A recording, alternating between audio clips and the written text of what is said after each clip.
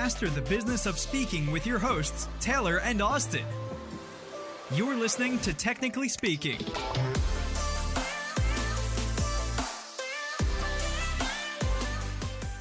Welcome to another episode of Technically Speaking. We're your hosts, Taylor and Austin, and in today's episodes, we're talking about simple SEO strategies that will allow you to scale your website traffic. Now, one of these strategies is called backlinking, and we have brought in one of the foremost experts on backlinking to share with us how to actually grow your website traffic. Even as a solopreneur, coach, consultant, speaker, thought leader, these lessons deeply apply to every one of us. And SEO is kind of one of those questions we get asked a ton about. It's kind of a black box for a lot of our clients. And so we thought, why not have an episode breaking a lot of these strategies down?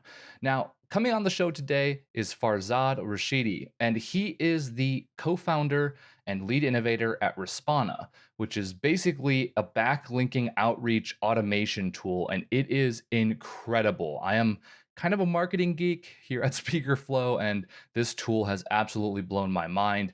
He'll share with us all about it. But long story short, outside of creating this tool, Respona, he also leads the marketing efforts at Visme and helped that organization grow to 14 million active members and 3 million monthly visits on their website. It's all because of these marketing strategies that he's sharing with us on the show today. This is a very powerful episode. As always, stick around until the end for some awesome resources, and we hope you enjoy this one. We made it.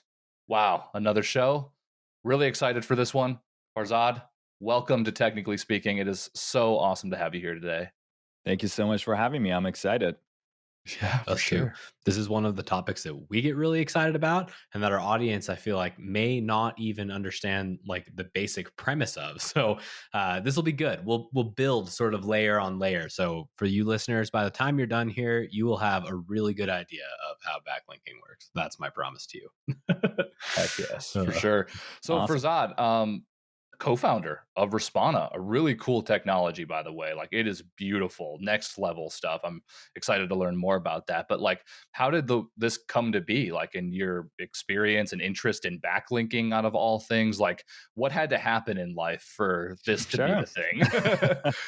Absolutely. So for folks who don't know what Respona is, it's an all-in-one link building outreach software that helps online businesses sort of increase organic traffic from Google.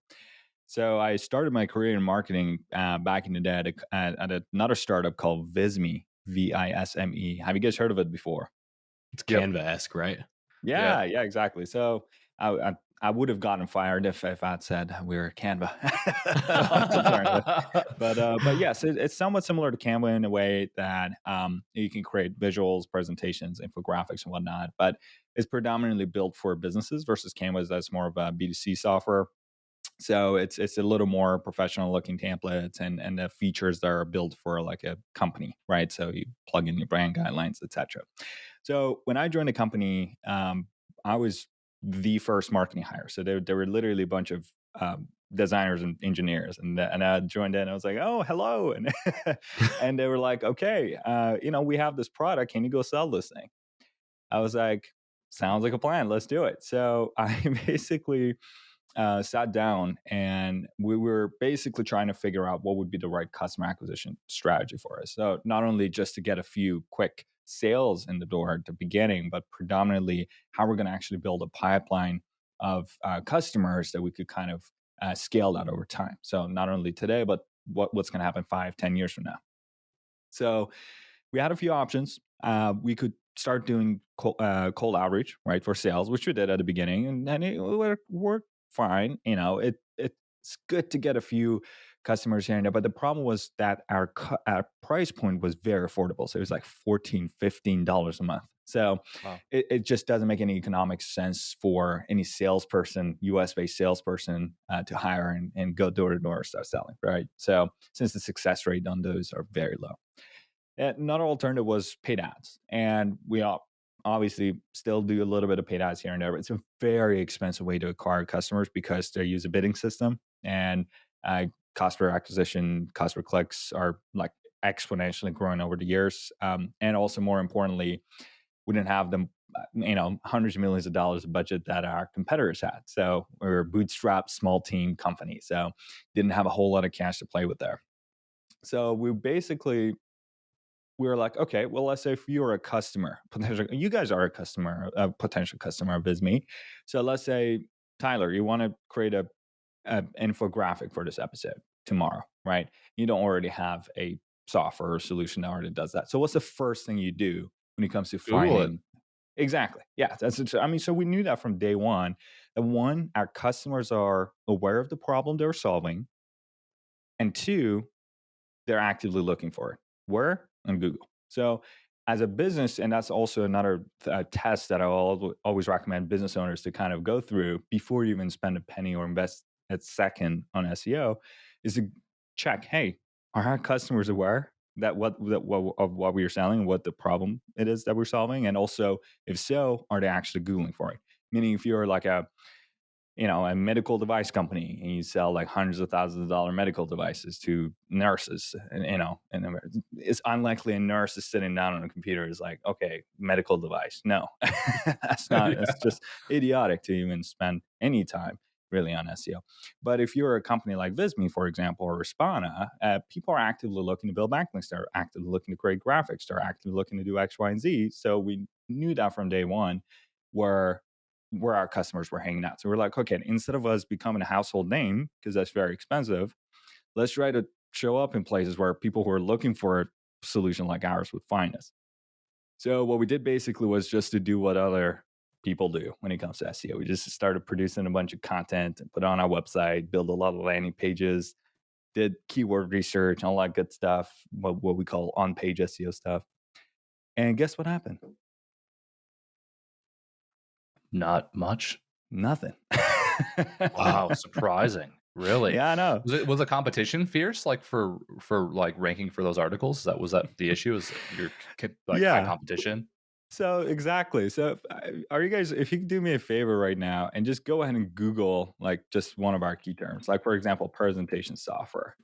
Presentation software. In like a new incognito tab.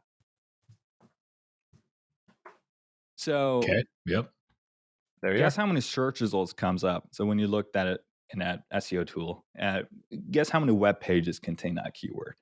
Throw a number. Millions. Tens of millions, I'm sure. About 3.5 billion with a B. Whoa, B. Great. So we were like, okay. I was just literally looking at this and I was looking at our Google Analytics, and at the time we had like 2 visitors. I was like, I'm pretty sure one of them is my mother.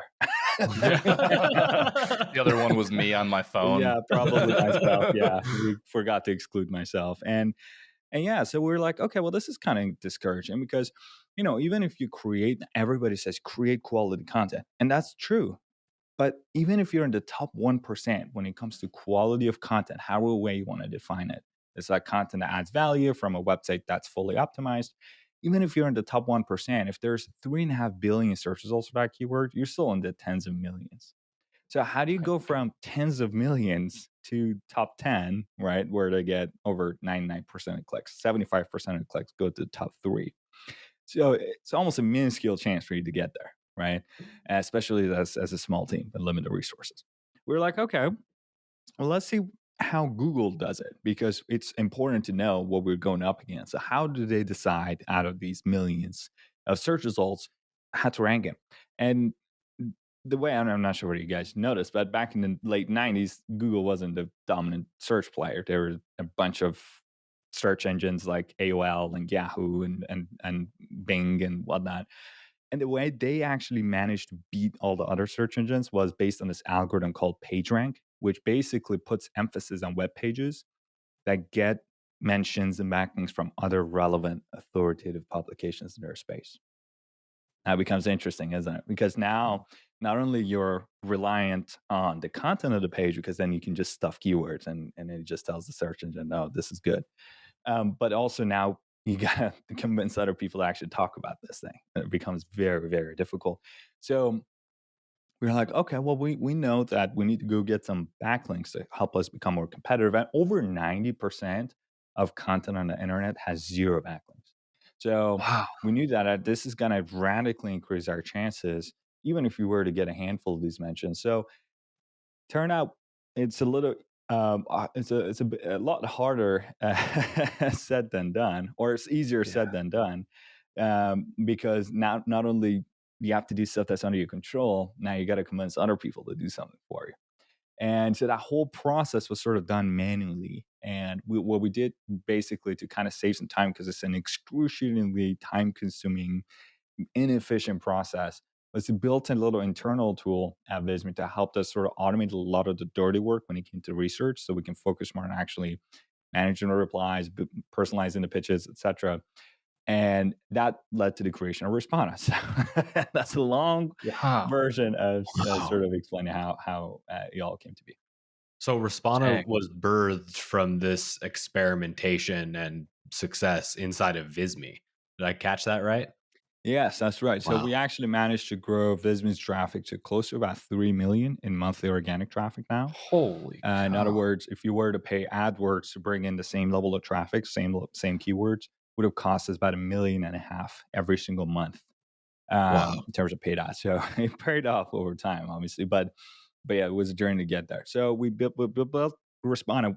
Didn't mean to start a new business. It's just sort of an internal tool, and it just worked ridiculously well. So we released an MVP. You're like, all right, are anybody else willing to pay for this thing too? And then it turned out the answer was yes. So we actually decided then start a separate entity and actually turn it into a business, and then the rest is history.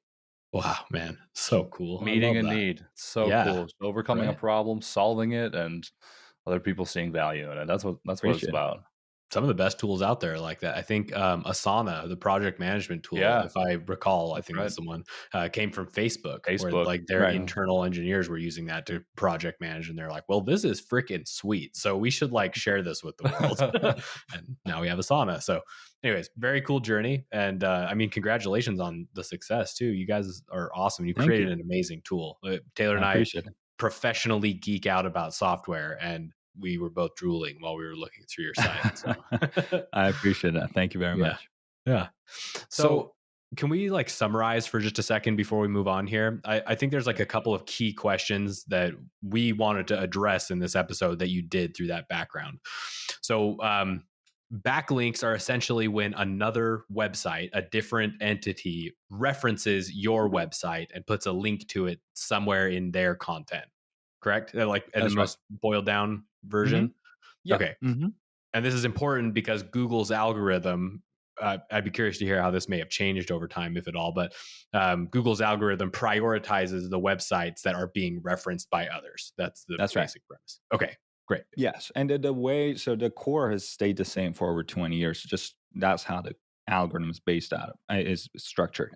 What has changed over the course of the past 20 years has been the fact in terms of quality control. So Google's becoming increasingly smarter over time in terms of figuring out what are some of these links that are actually from relevant websites that make contextual sense in terms of relevancy, authority to your website, and then they put significantly different weighs on different types of links that you get from different websites. So it's become very hard to try to fake it. So the only really sustainable way that you can actually increase your traffic over time, so you don't get knocked out by the next algorithm update, is actually do outreach in a standard like white hat way, where most companies don't do.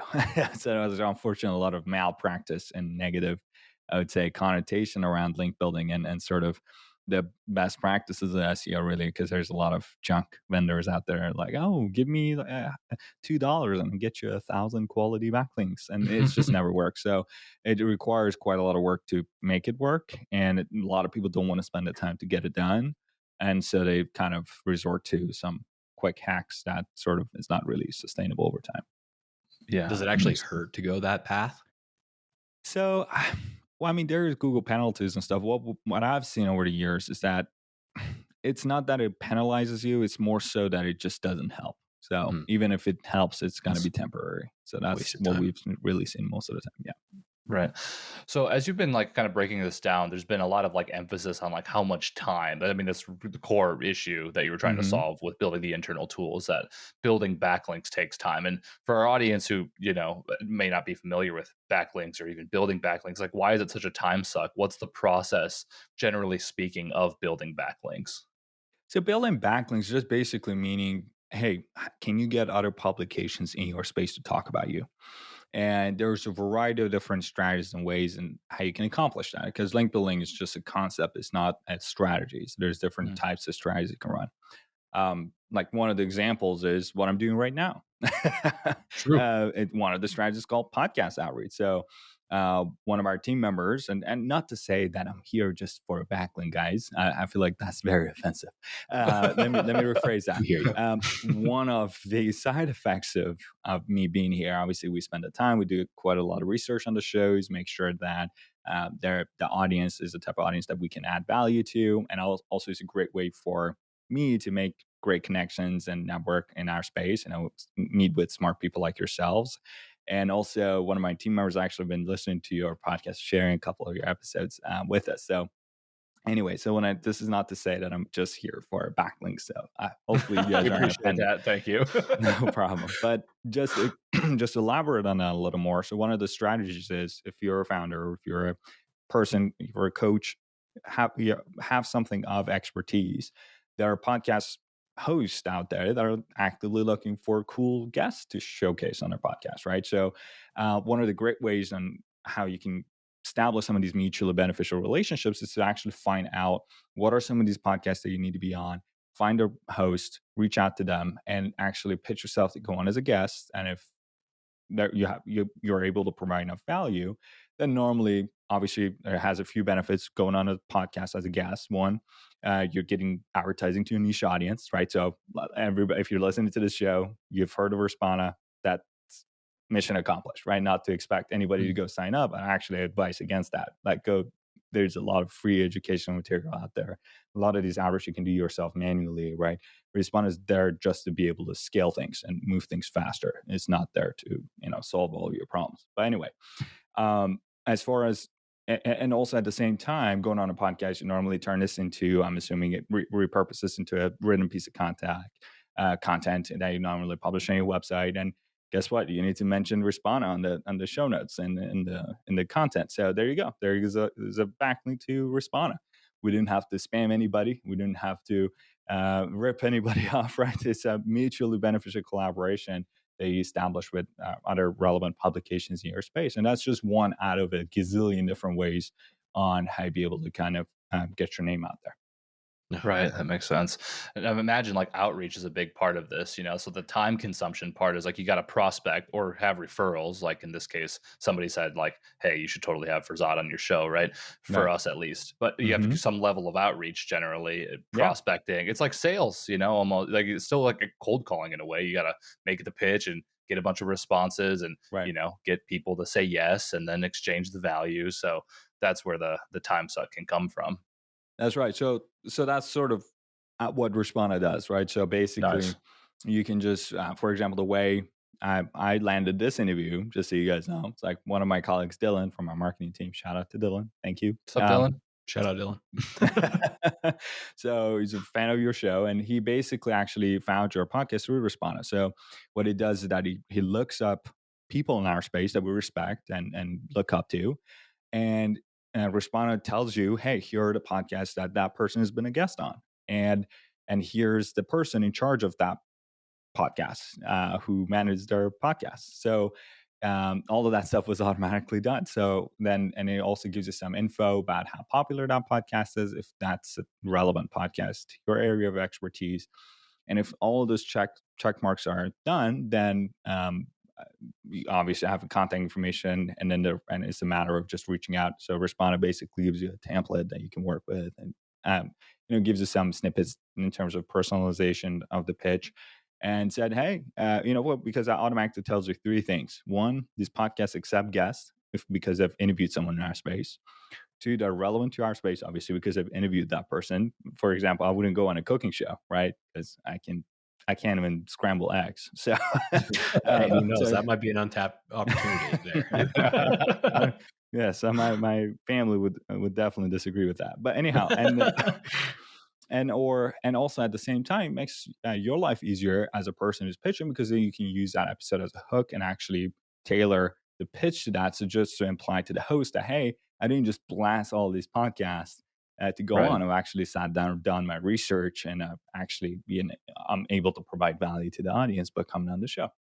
So again, it's a long story, but the sort of Respona automates a lot of these dirty work so that you can now focus more on the pitch itself and make sure that you kind of personalize that and truly personalize, not just insert a bunch of variables in there, right? And yeah, so that's one way. And there's, as I said, a million different ways. We have a little free outreach strategy hub on our website. So if you guys are listening, you can go to respona.com. At the bottom of the page, there's something called Outreach Strategy Hub.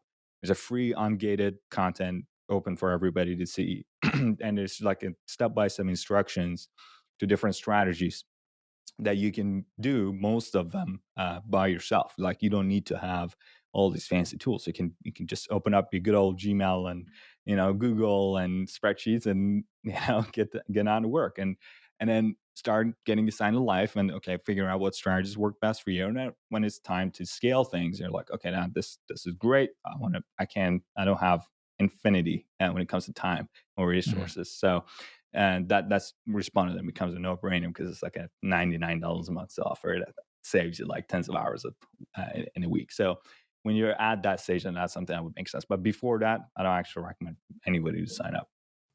Keep it simple, build good habits. I'm with you there.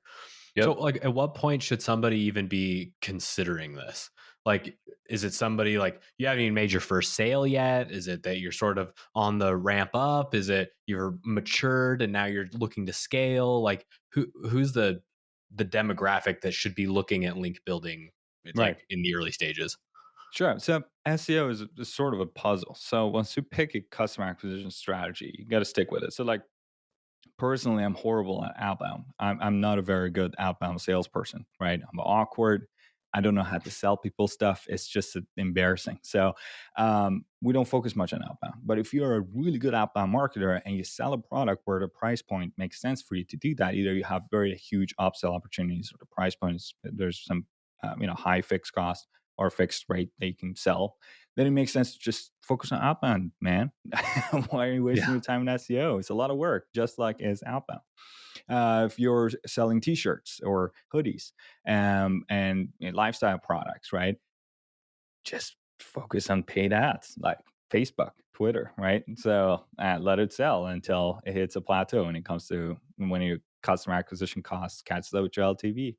But if you're a company that's serious about SEO, like, okay, we want to build a channel that we would organically get traffic to our website and we have a good conversion funnel where we know a clear-cut ROI, that if qualified people coming to our website, not just anybody, right? People that actually have some sort of intent, and then we're able to convert them, then it becomes a no-brainer for you to focus. Now, if you want to get some traffic to your website, be able to scale it, you need to have content, keyword research, all the on-page stuff. That's one-sided coin, but it's almost getting impossible especially for competitive terms, to start getting rankings without you having a solid promotion and link building strategy.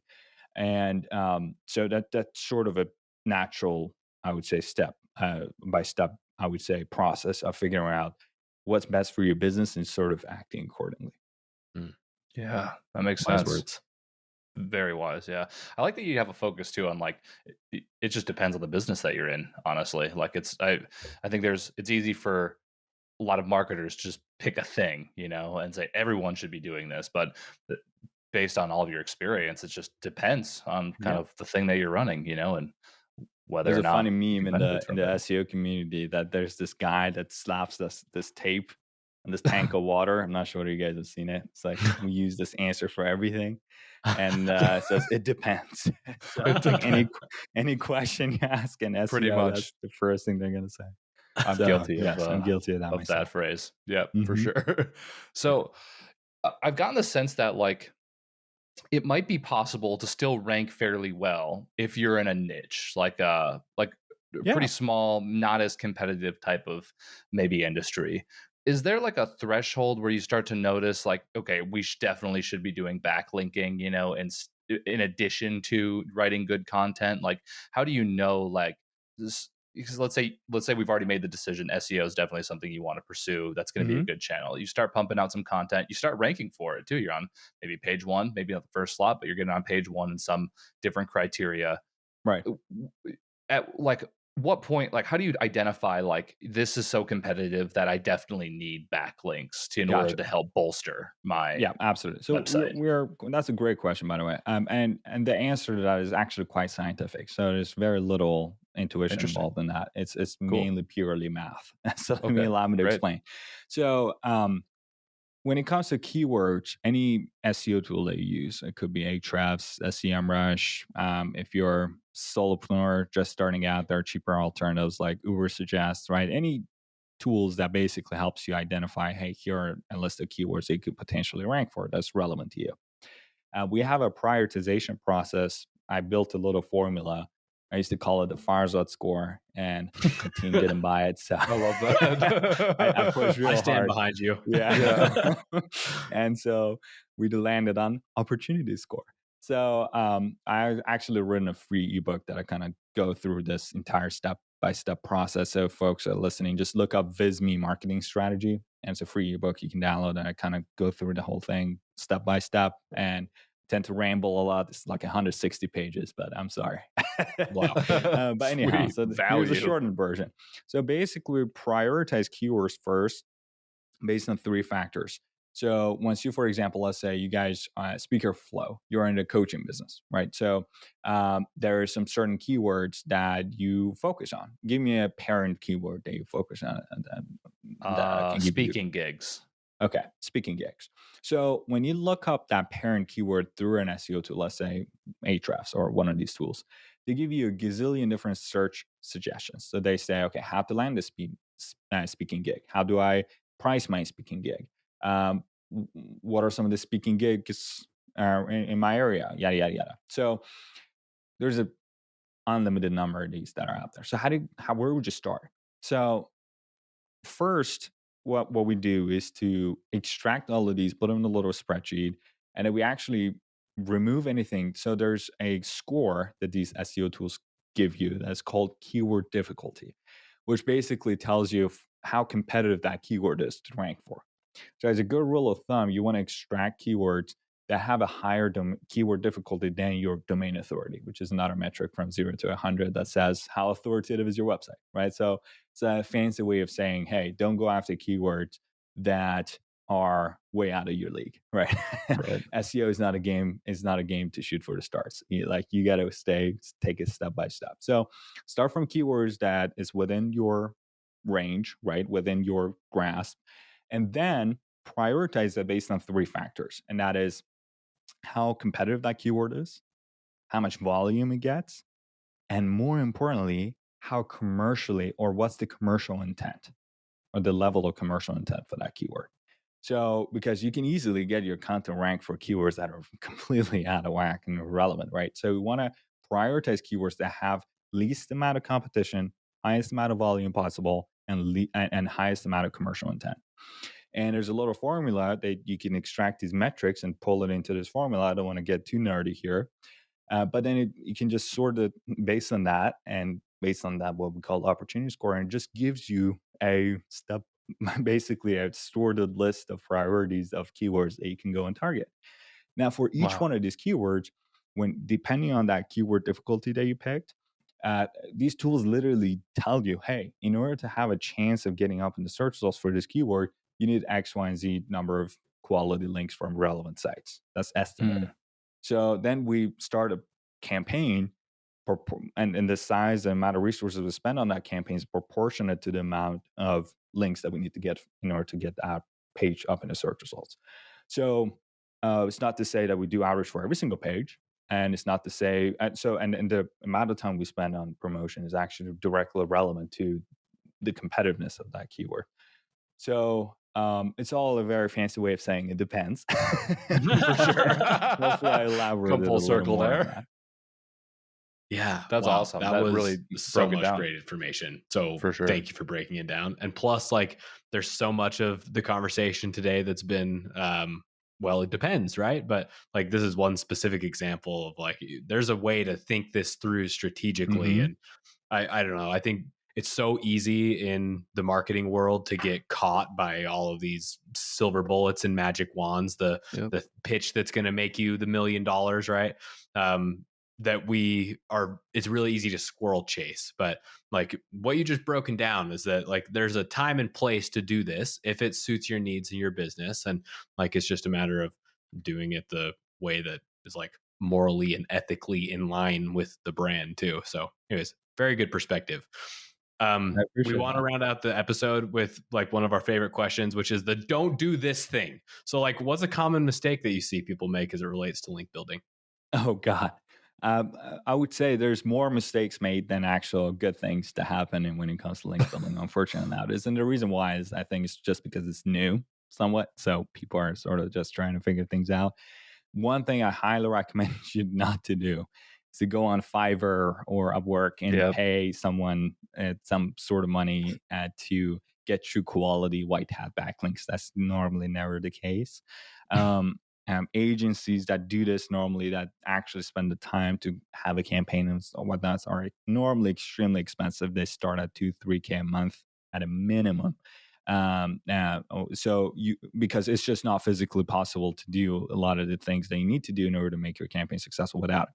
So alternative ways that if you're cheap like us, a small company with limited resources, don't have 3K layer around, a month to pay an agency to do this.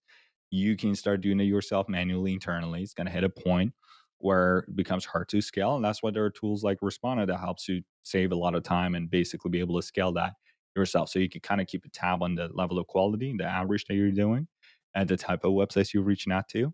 And also, that, not somebody else isn't paying money for these links or touching these PBNs. There's a lot of shady stuff that's going on. So keeping that maintain that level of quality control is very important.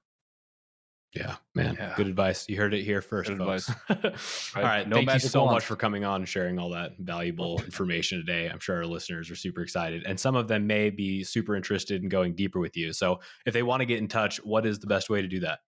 Sure. Well, you can get in touch with me personally. I'm always happy to connect with folks. My name is Farzad Rashidi, and I stick out like a sore thumb everywhere because nobody's name is Farzad Rashidi. So there you go. You can find me on LinkedIn, not only my social media of choice, but if you're looking to learn more about link building strategies, different things that I talked about today, and we have a lot of free educational stuff on our blog. So if you go to respona.com, respona.com/blog, there's a ton of good stuff in there. So I recommend you to actually start there and read some educational material, follow through a lot of these strategies yourself manually without spending your budget on these tools, and then kind of take that from there. Yeah. Love it, man. All right. Well, as you may guess, listeners, those links will be in the show notes. Awesome. And if you like this Mission episode, accomplished. right. Good job. Taking your own medicine, man. I got to respect that, right? All right. Well, if you like this episode, don't forget to rate it, like it, subscribe to it. And if you want more awesome resources like this, go to speakerflow.com/resources. Bye, everybody. Thanks for tuning in today. Check the show notes for more info and see you next time. Later.